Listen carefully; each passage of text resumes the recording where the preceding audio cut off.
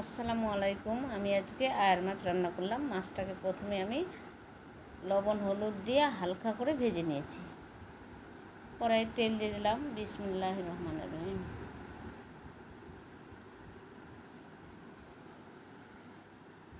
এখানে আমি মশলা বেটে রেখেছি আদা, কাঁচা লঙ্কা, শুকনা লঙ্কা আর জিরা একটু।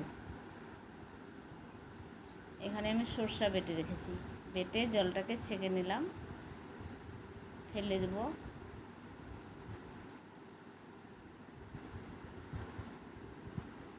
এবার কড়াই গরম হয়ে গেছে, পাঁচফোড়ন দিয়ে দিলাম।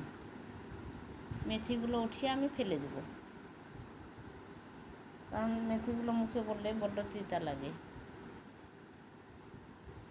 এবার কাঁচা লঙ্কা দিয়ে দিলাম, বেটে রাখা মশলাটাকে দিয়ে দিলাম, স্বাদ মতো লবণ হলুদ দিয়ে দেব, একটু নেড়ে চেড়ে জল দিয়ে দেবো। সরষার জলটা দেব।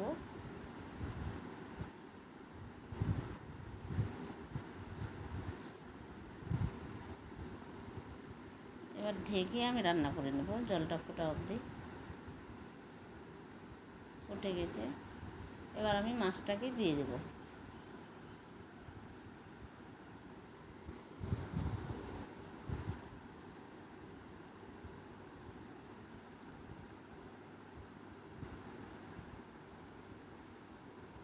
একটা টমেটো দিয়ে দিলাম। আরও ঢেকে 15 মিনিটের মতো রান্না করে নেব মিডিয়াম আঁচে।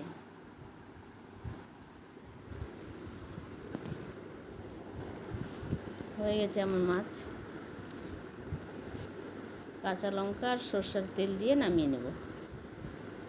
দেখেন কালারটা কত সুন্দর হয়েছে।